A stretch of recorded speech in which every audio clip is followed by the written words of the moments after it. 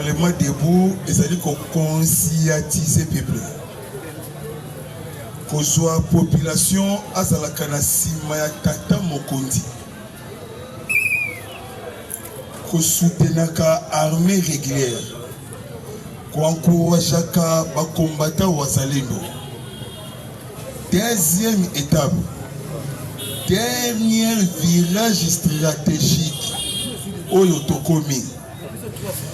Éveil de conscience qu'on conscientise les sous-sous.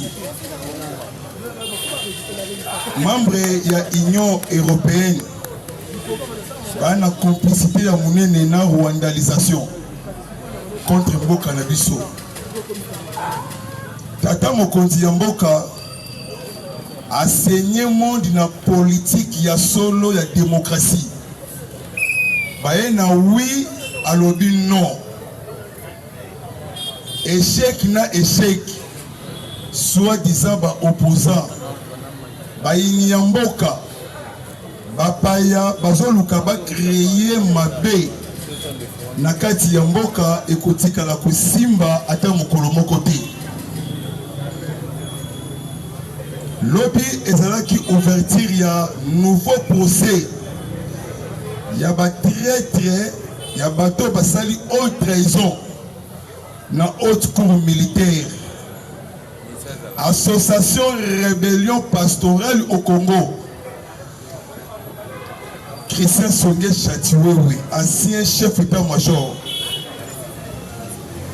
Azalaki na ba conversation téléphonique na Hippolyte, na ba autorité de l'armée rwandaise pour renverser le régime à place. Merci na renseignement ya Congo. Merci na ba service de sécurité ya Mboka. Révélation. Nanda kuna résidence ya Christian Chiwewe na commune ya Gombe. Entre 2020 et 2025. Abombaki arsenal ya nonande Kalashnikov. Nanda kuna ye. Na 12 RPG 7 na mutuluka ya ba munitions pour renverser ordre constitutionnel établi. Procès ezali ko continuer. Na minute oyo il faut que se positionner. Vandalisation ayebisi soit di opposant lobby bazalaki epa ya Sesanga, ancien rebelle ya RCD Goma, colonel. Oazana ba crime de guerre, crime contre l'humanité. Basali réunion moko stratégique pour la mokolo ya le 12 juin. Soit disant marche, ils ont marché, il y a un complot. Même les pays où il y a un gambo, bana bango même moral. Baté bisope tokota. Batelemi bisope tokotelema. Nde bazawana bana insécurité grandissante. Pour ngai ya suka. Nos militaires ont basu formation. Et pas ya président égyptien na Israël. Lobbying va renforcer leur position. Lobby. Pour la contrainte qu'on frapper M23 RDF pour récupérer Roubaya. Lobby na ST. Plus de 204 coalition M23 RDF soutenue par le Rwanda et la France. Voyez qu'on se rendre lobby na maboko ya FARDC. Lobby lisusu na haut plateau de Minembwe na province ya Sud Kivu.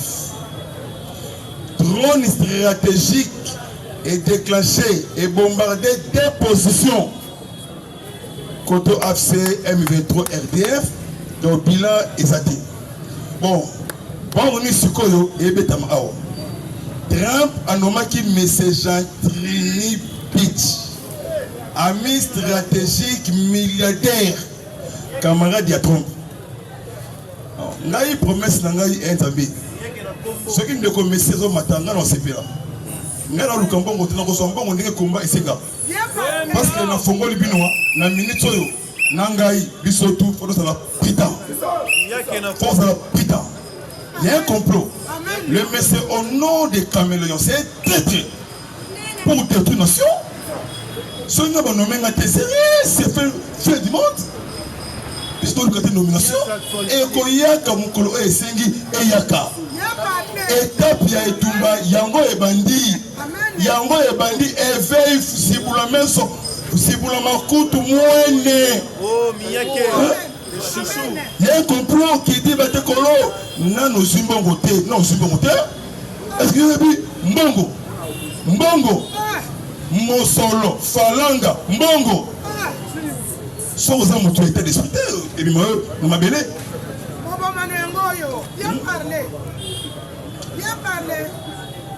merci papa Stanley. Bon souka unité économique déployer bon tantôt vous suivez information la bien lobby secrétaire d'État américain Marco Rubio à cela qui débat congrès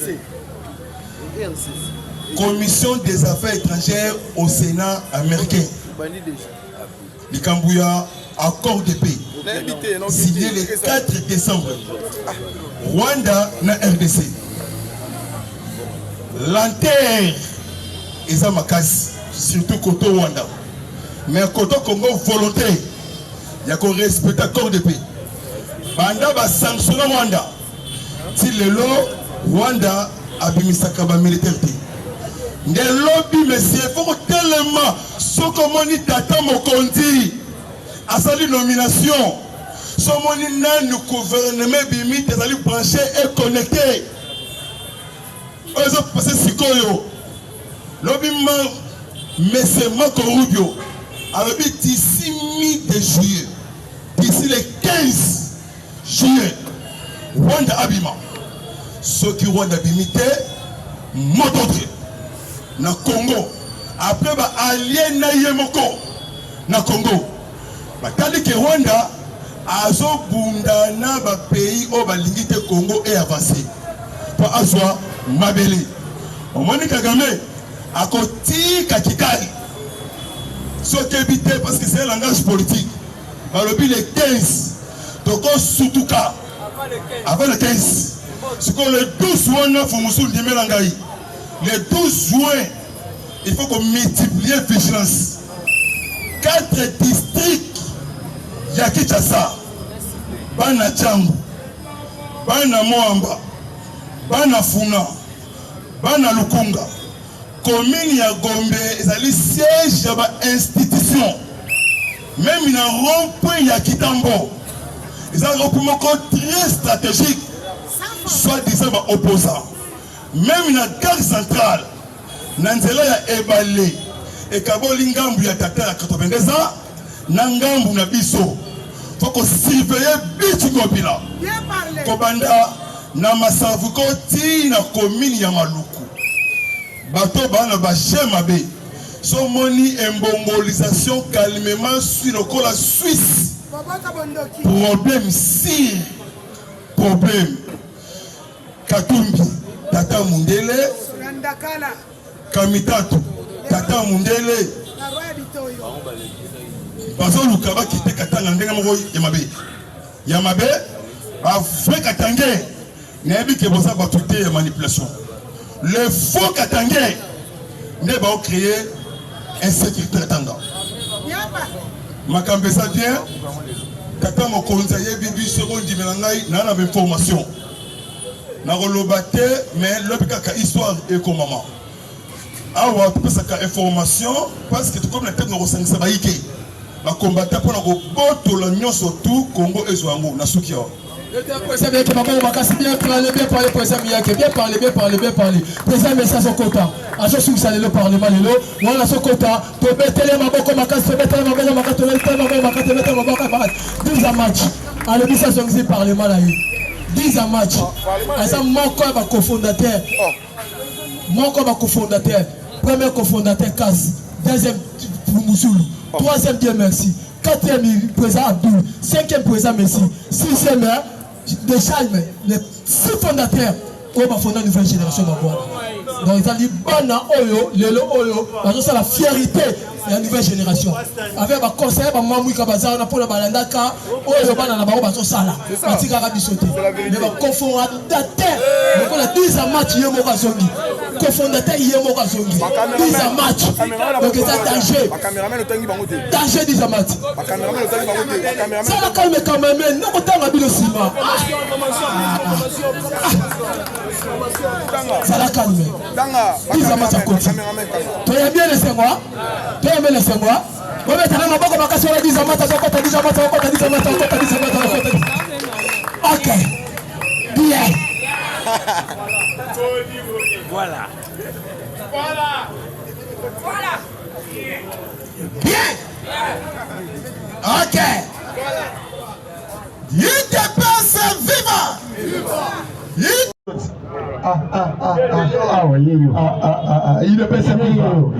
IDPS viva. Combattant d'élite, il y a un kosenga congolais, tous à la vigilance. Pourquoi? Comportement, il y a l'Union européenne, souci na bango. RDC, toko dans la quarantaine. Baka ba fondé na batou, na niveau ya Canada. Oh, bateau est na Covid ou bauti na RDC. Là, tout ça na bino awa na kati ya RDC. Est-ce que awa bateau Covid bazali awa? Mauvaise campagne pour la République démocratique du Congo.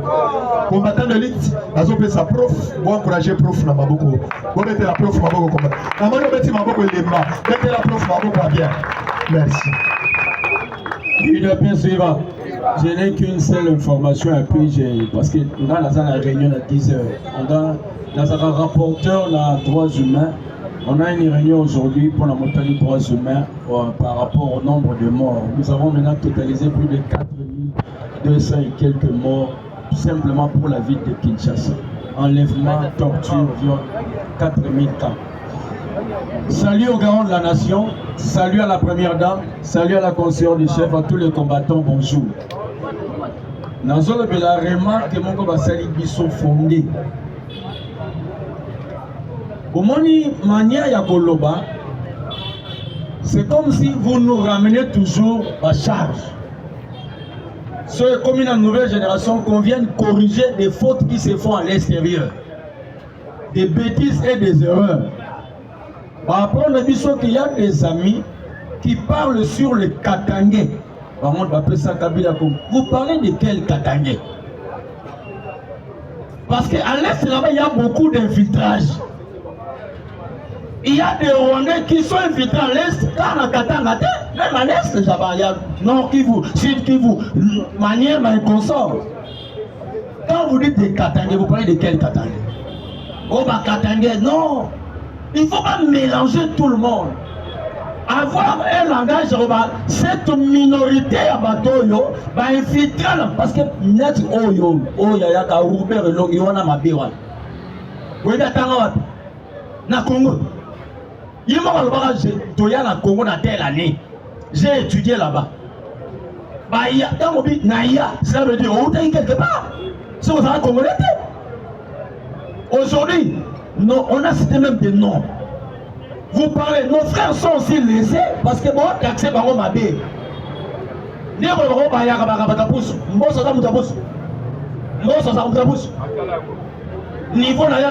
même président de l'Assemblée nationale pour dire de changer le langage, manière de parler. Les Katangais tous ne sont pas des traîtres. Il y a des Katangais qui sont fidèles même au président Félix, n'est-ce pas?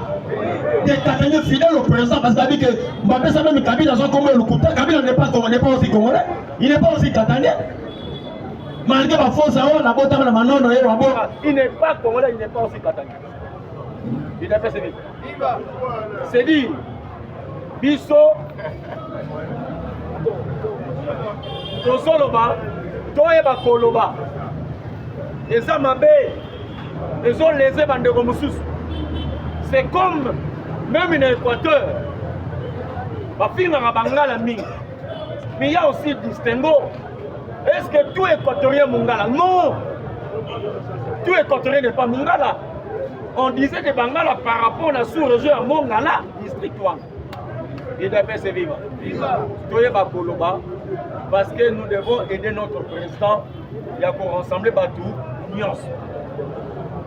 Mon info est que Batou Ebele, Bokaki Basea, C10, C20, C30, présence à la poste à C côté.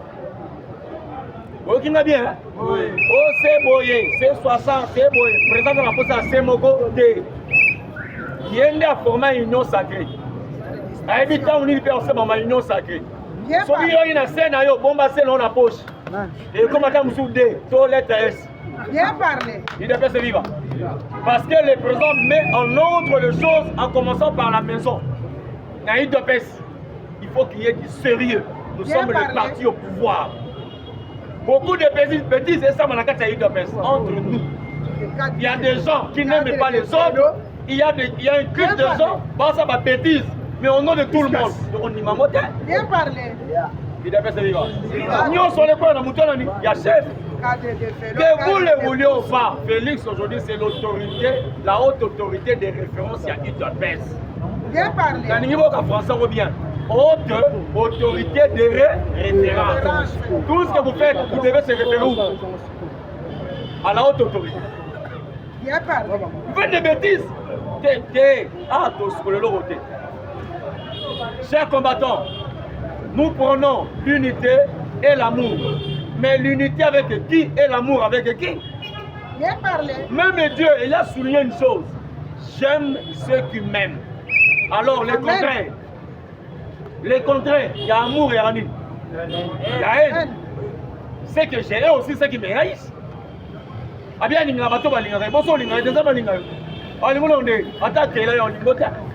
parce qu'il y a des êtres créés, des êtres formés. Même dans la Bible, on appelle même des hommes animaux. On dit Batunyama.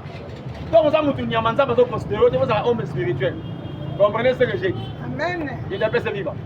Beaucoup vont subir, souffrir et suffire parce que Marombe comme il a souffert. Pour ce qui s'agit de nous, ce sont les spéculations. Congolais combattants, ceux qui sont Congolais ont la conscience de leur côté. Oui, même les Cambouya et Pengue, la télévision, c'est comme si les Congolais se taisent, les autres parlent à votre place. Parce que vous ne pouvez pas défendre Bino. Bino, vous faites un million. Et Pengue ridiculiser le plateau, ridiculiser les Ivoiriens. Dans l'article de Bino, il a expliqué un peu. Comment il faut comprendre en beauté? À comment mettre les amis sur le plateau? Soba! Pas ridiculiser. L'autre lobby. Si c'était chez nous, je demande même à votre procureur, lorsque tu rentres, on t'arrête, on te met à la prison.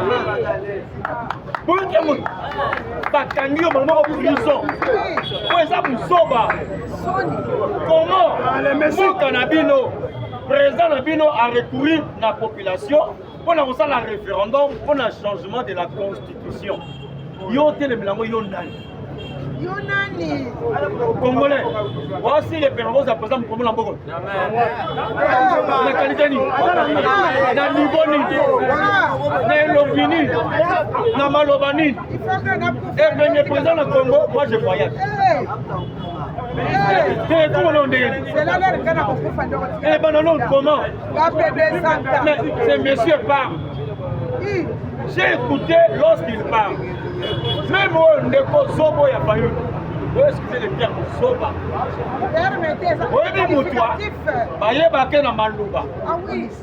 Dans une salle de classe, un professeur reconnaît ses élèves intelligents à partir de ma question dans ma réponse. Un vrai professeur, à côté de moi, on a par rapport à devoir à domicile. Devoir à domicile, nous ne s'assoira parce qu'à l'examen, l'examen, on a pas. Mais à côté de moi, on a pas d'interrogation dans la salle. Dans ma question orale, on va poser une question, il y a une réponse. Un vrai professeur, si on a fait un devoir, il y a dans la salle. Alors, on a répondre.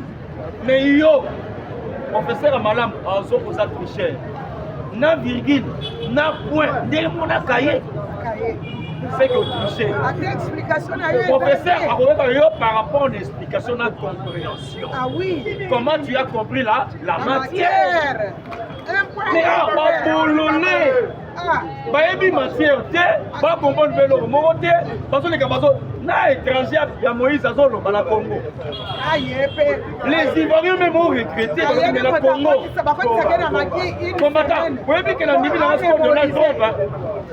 Donald Trump, à l'Obakina 2025, alors les opposants congolais sont des chiens.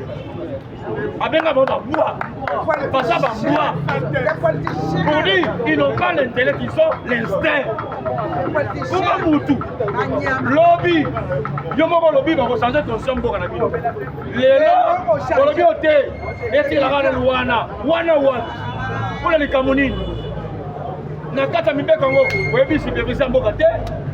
Nakata Mibé Congo, Binomo Congo lobby qui pour être présent, pour être congolais d'origine. Article lobby pour être président au Congo de Congolais d'origine. Pas un Congolais d'origine. Kabila est d'origine. Depuis l'enfance. Faoula est d'origine. Moïse Ali d'origine. Quand on dit origine, et le père et la maman sont congolais. Mais yo, papa, grec, juif, italien, maman zambienne, yo congolais. Toi tu es président du Congo. Il y a un fille baba les latés. Ah ouais, faut d'abord avoir un président. Combattant, c'est là où nous sommes. Nous devons nous mobiliser, appuyer ce qu'on fait comme référendum. On doit changer cette intention pour la question. Parce que ceux qui voient quand même le président Fatia Lobango Yemoko a connu aussi sa mandat au thé. Sans qu'il a changé, a échoué. Il a échoué à sa mission. Alors pour réussir une mission, il faut changer de consommer pour la mission. Pendant que nous avons ça pour s'éterniser, est-ce que vous avez bien été? Vous comprenez l'éterniser? Asa pour vous me la terre. Asa a balisé le chemin, a tiré le locomotive de la route, n'a pas de wagon et ça n'y est démarré. Fini au sommet japonais. Yo lingi koso ke na Rwanda ke na Burundi ata tola bango ba allié ke na mboka ba paya sika biso ba Congolais awa to bona eloko na biso ya sika ke na Brazza ba ko mengo sa iwa ata nzamba lola a charger nzamba charger azala kala so ko salika ba abomi bino mala soit comment attirer le temps.